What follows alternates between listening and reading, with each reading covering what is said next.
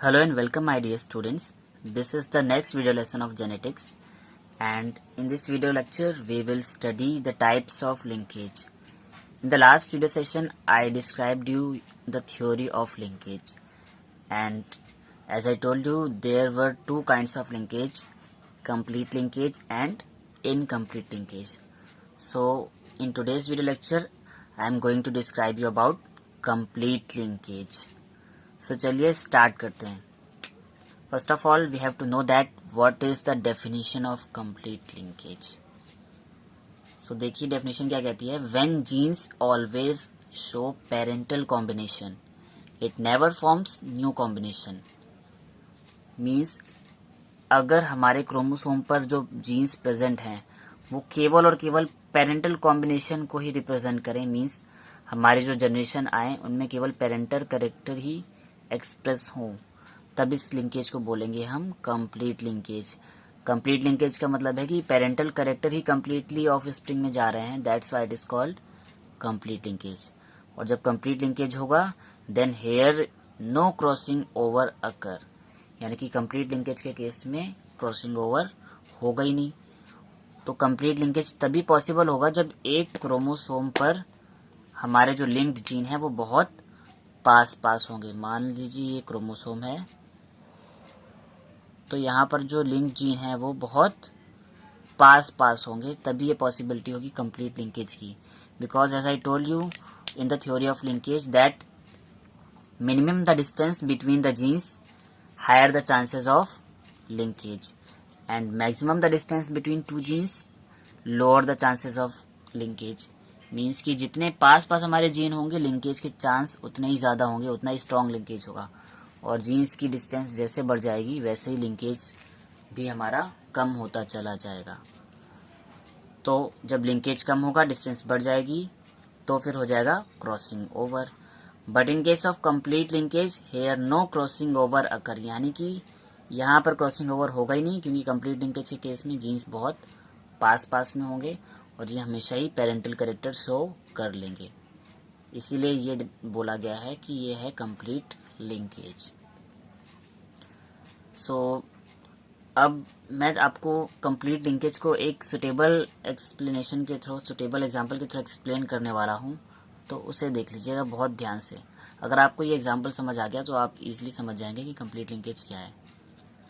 तो complete linkage के जो एग्जांपल्स हैं लाइक ड्रोसोफिला एक मक्खी होती है, and female silk moth silk worm जहाँ से सिल्क प्रोड्यूस होता है. सो हमने उठा लिया एग्जांपल ड्रोसोफिला का. So complete linkage in male Drosophila.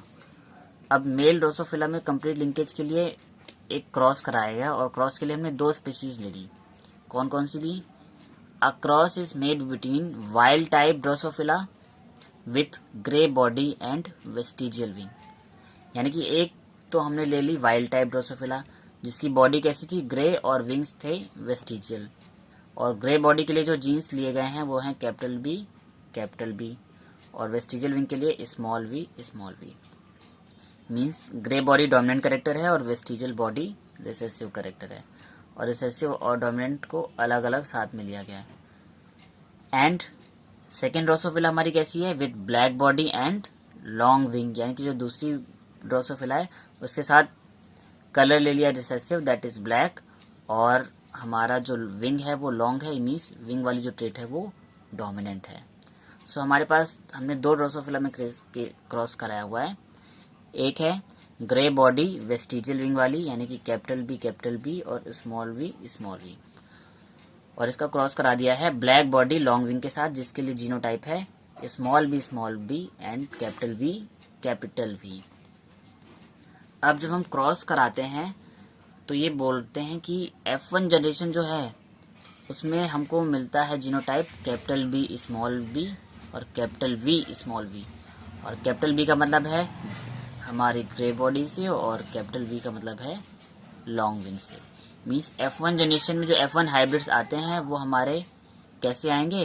Grey body and long wing वाले. तो उनकी जो बॉडी होगी वो ग्रे बॉडी होगी और लॉन्ग विंग होंगे. बट अगर इन्हीं F1 इंडिविजुअल का क्रॉस करा दिया जाए इनके पेरेंट के साथ, और अगर किसी भी इंडिविजुअल का क्रॉस हम कराते हैं पेरेंट के साथ, तो मैंने आपको बैक क्रॉस में बहुत क्लियरली बताया था कि बैक क्रॉस में दो कैटेगरी होती हैं, एक आउट क्रॉस और एक टेस्ट क्रॉस।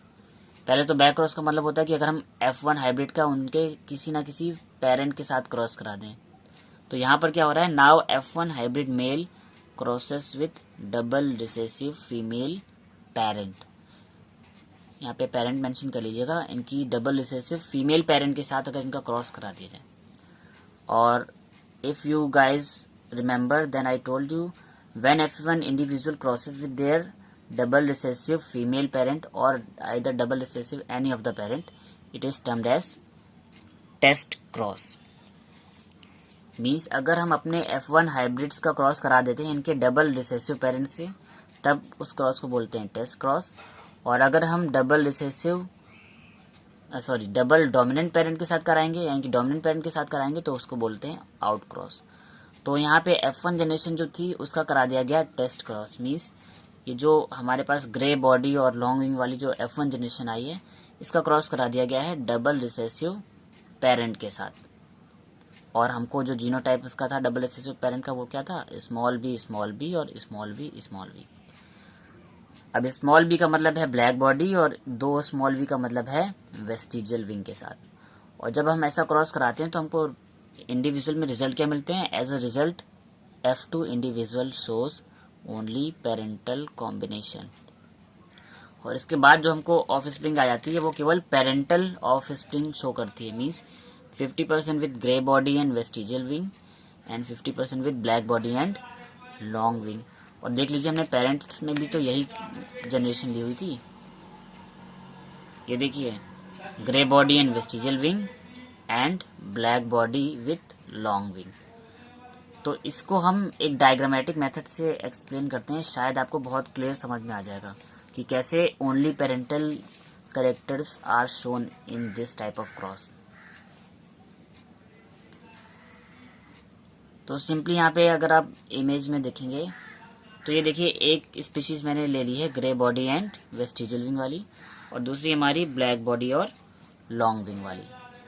अब grey body and vestigial wing के लिए जैसे कि पता है जीनोटाइप क्या है, कैपिटल बी और स्मॉल वी। तो देखिए, कैपिटल बी स्मॉल वी। अब अगर याद हो तो लास्ट वीडियो में मैंने दो टाइप के अरेंजमेंट भी बोले थे लिंक जीन के, एक सिस अरेंजमेंट और एक ट्रांस अरेंजमेंट। सिस अरेंजमेंट में मैंने बोला था कि जो दोनों जीन्स हैं, दोनों डोमिनेंट अगर एक क्रोमोसोम पे हो और दोनों रिसेसिव दूसरे क्रोमोसोम पे, तब बोलते हैं सिस अरेंजमेंट। और जब एक डोमिनेंट के साथ एक रिसेसिव हो तब हम बोलते हैं ट्रांस अरेंजमेंट।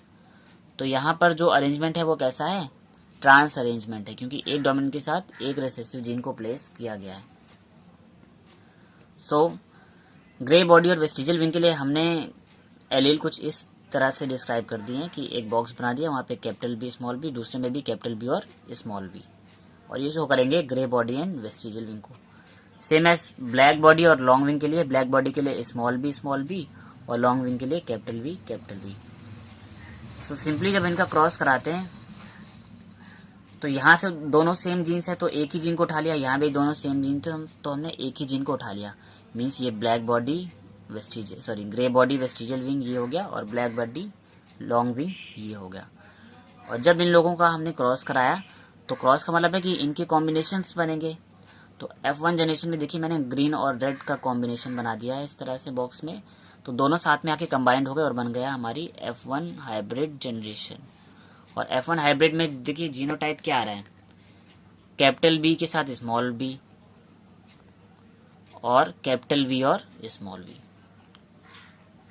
और जैसा कि मैंने जेनेटिक्स में बताया कि अगर एक भी डोमिनेंट जीन प्रेजेंट है तो हम डोमिनेंट को कंसीडर करते हैं। अब यहाँ पे कैपिटल बी का मतलब क्या हो गया, कैपिटल बी का मतलब हो गया grey body, and capital we का मतलब हो गया लॉन्ग विंग। तो कैपिटल वी से हो गया लॉन्ग विंग, यानी हमको जितने भी F1 इंडिविजुअल आए वो कैसे आ रहे हैं, grey body and long wing वाले। अब क्या करना है, सिंपल इन F1 इंडिविजुअल को उठा लेते हैं और हम जाते हैं अब F2 जनरेशन के लिए क्रॉस के लिए रेडी हो जाते हैं। तो F1 जनरेशन को हमने पिकअप करके यहाँ साइड में कर लिया, F1 के मेल को, और इसका जो क्रॉस करा दिया हमने किससे करा दिया, डबल रिसेसिव फीमेल पेरेंट के साथ। अब डबल रिसेसिव का मतलब है कि इसमें दोनों बी स्मॉल होंगे और दोनों वी स्मॉल होंगे, और दोनों स्मॉल बी का मतलब होगा ब्लैक बॉडी से, और दोनों स्मॉल वी से मतलब होगा वेस्टिजियल विंग से। यानी कि डबल रिसेसिव जो फीमेल पेरेंट है उसका जो जीनोटाइप हो जाएगा वो होगा black body and vestigial wing का।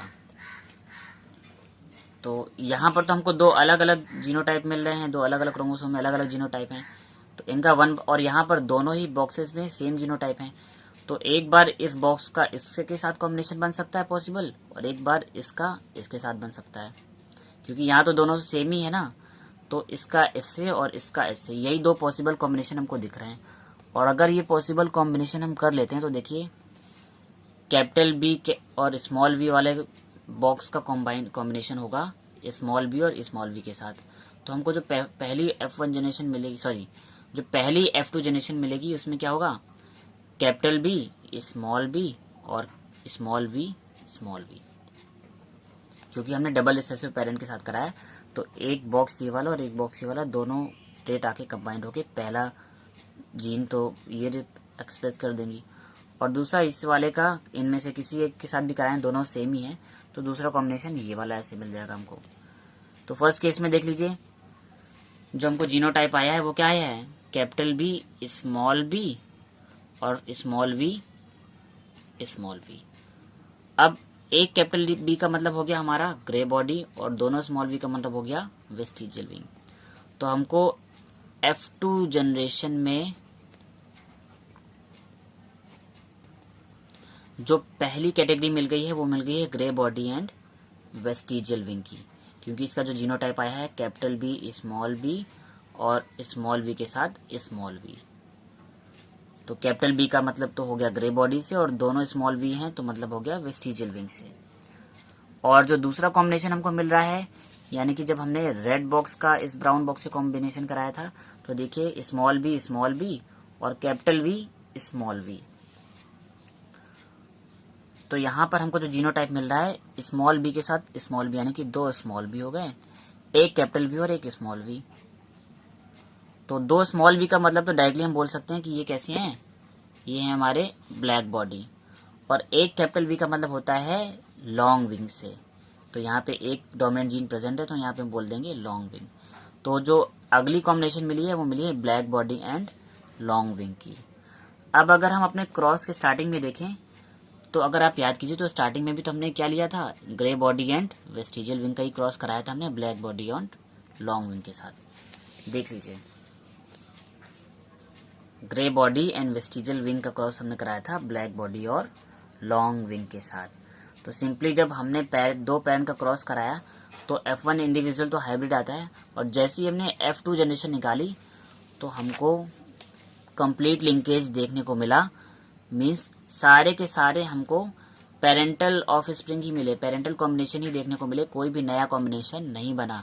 इसीलिए इसको बोला गया कंप्लीट लिंकेज, क्योंकि यहाँ पर 50% तो आ गए ग्रे बॉडी वेस्टिजियल विंग वाले, और बाकी की 50% आ गए black body and long wing वाले। सो आई थिंक आपको अब क्लियर हो गया होगा कि ये कंप्लीट लिंकेज कैसे वर्क करता है। मीन्स पेरेंटल ऑफ स्प्रिंग दो हमने पेरेंट्स लिए, उनका क्रॉस कराया, F1 जनरेशन आई, और उस F1 जनरेशन का जैसे ही उनकी डबल रिसेसिव पेरेंट के साथ क्रॉस कराएंगे, यानी कि टेस्ट क्रॉस कराएंगे, तो हमको जो F2 जनरेशन मिल जाएगी वो सेम एज देयर पेरेंट होगी, यानी कि उनमें सारे के सारे ट्रेड्स जो है उनके पेरेंट वाले ही होंगे। यानी कि जो नए कॉम्बिनेशन बनेंगे F2 जनरेशन में वो केवल और केवल पेरेंटल कॉम्बिनेशन को ही एक्सप्रेस करेंगे, और जब 100% पेरेंटल कॉम्बिनेशन ही आएंगे तब लिंकेज को बोला जाएगा कंप्लीट लिंकेज।